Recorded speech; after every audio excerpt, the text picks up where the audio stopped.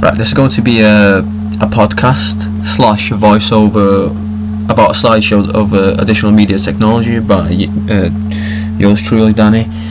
And I'm going to be showing you the technology that I haven't mentioned in my first voiceover when I was answering question 4.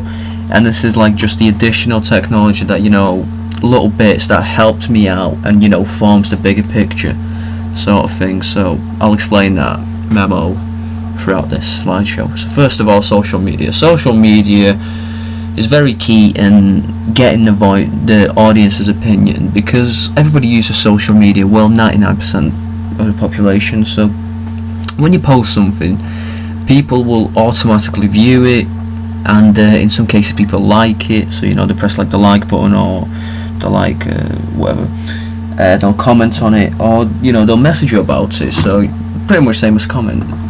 Also, you can get like follows and stuff like that, like through Snapchat, Instagram, and Twitter, which I haven't mentioned here, unfortunately, but I'll talk about that as well. So, for example, for Snapchat, the way I've used that in my research and planning was to get the opinion of my friends, and to get the opinion of like different types of people when you create a poll. Because Snapchat is a very direct form of social media, due to the fact that when you message somebody, it will literally pop up on their screen like as a notification, and shows that you have contacted them through this way. And Snapchat allows you to view different stories and like what people are doing, because people there's like this category of like stories where people are doing what people have done throughout the 24 hours since they last posted, or like throughout that day, pretty much what I'm trying to say. And Snapchat really just allows you to get the people's opinion in that way. Next one is Instagram, and this is like literally the key one that I've used throughout this project, just because mainly I have posted 2 different subjects. For example, a masthead design, I've got 2 of them, and I asked the public, which one do you prefer more, masthead A or masthead B, and they vote on it, because you can create polls on it, and when people view it, people can click, because there's 2 buttons, and after the 24 hours, you're able to what I did, I screenshotted like the proof of people voting, and it just shows that you're asking the people's opinion, which is what you want. And Instagram is mainly used for posting images. And you can contact people through like direct message, and you can follow people's accounts. But I mainly use Instagram for like creating polls, because of my large following.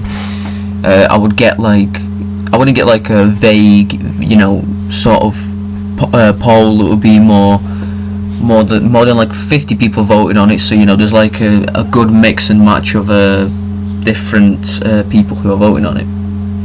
And Facebook is also a form of social media, but this is the main one. This is like the popular one, where you post something, where you you post what they call now. You post a post, there you go, for example, and your friends, so if you got a lot of friends, they'll see it and they'll comment on it, they'll like it, stuff like that. And if you're asking for people's opinion, you're asking questions, saying, what do you think of this? It's pretty much similar to Instagram, but it doesn't have that poll tool, that technique. So people just comment on it, it's giving you like a detailed or brief viewpoint of what they see as better, or what they like, what they don't like. So getting that contrasting viewpoint. And also to mention Twitter, which I've used. Twitter is also a unique one for using like polls and asking variety of different people for their viewpoints. But it's mainly known for its like news and being a news outlet, like on the trending page and stuff like that. But the way I applied social media throughout my project to research and planning and stuff like that is asking the opinion of the audience, because how else are you going to do it unless you're going to go out on the street and then show them a picture of your masthead, where it's much more efficient and much more easier to do it this way, and a lot of people can do it. So yeah, the next slide is voice memos and SoundCloud, how I've used that form of media technology to help me out in this project. First of all, voice memos allows me, well, it's an application on the iPhone that allows me to record my own voice, good quality, fairly good quality, and post it on my blog. However, you know, for voice memos, different technologies come into play due to the fact that, you know, you can't just post an audio clip on YouTube because you have to have like some sort of background. Therefore, you know, Adobe Premiere comes into play because I'll post the voice memo, well, the audio file in Adobe Premiere, and put like a blank screen, or if I'm feeling creative, or if it's like a very significant form of you know, dialogue, I would use images and, you know, content, and like, well, create content, create text to support what I'm saying. Yeah, and the way voice memos work is like, you can't just use this sort of technology to, you know, embed into your blog. You have to like use a variety of different technology, like, you know, like I just said, Adobe Premiere and YouTube, to post what you want to post. So, you know, that's like 3 technologies in one you're using to make a podcast. There you go.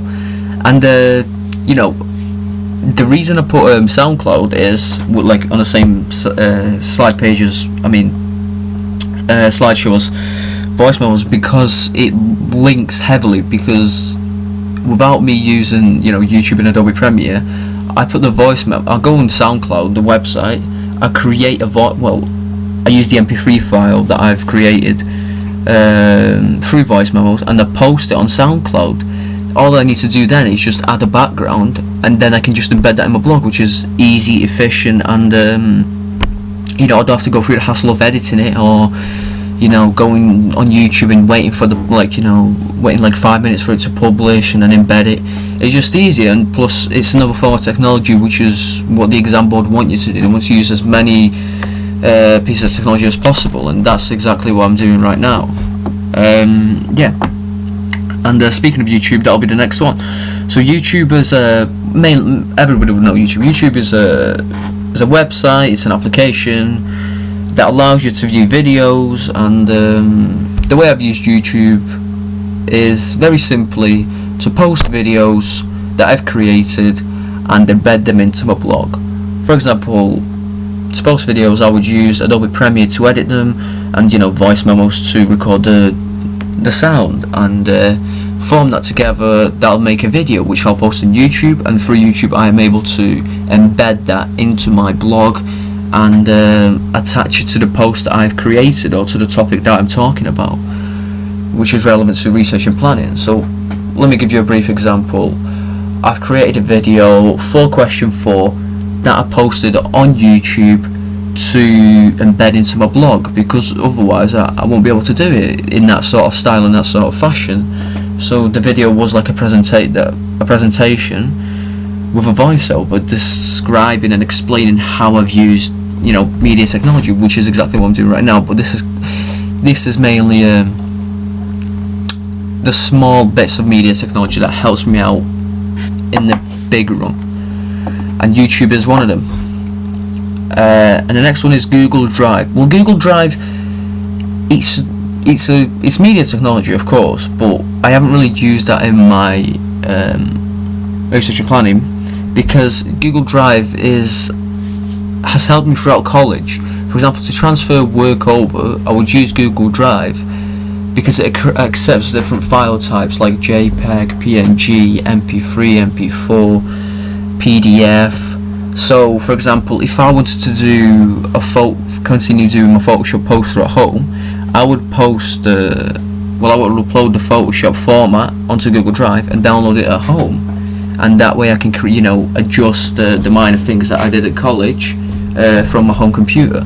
Google Drive pretty much allows you to do anything, and it's like another form of technology because you can create PowerPoints on it. You got like Google Presentations, Google Docs, that link with it. And Google Drive is mainly used to transfer files and to keep files into play. Sorry, which is exactly why it's so useful, because without Google Drive, my files would be all over the place, and I wouldn't know how to do transfer work from college to, you know, my home. Unless, you know, otherwise it'll be very long and very ineffective. So what I'm trying to say is Google Drive is just a very efficient piece of media technology that I've used throughout my entire time at college.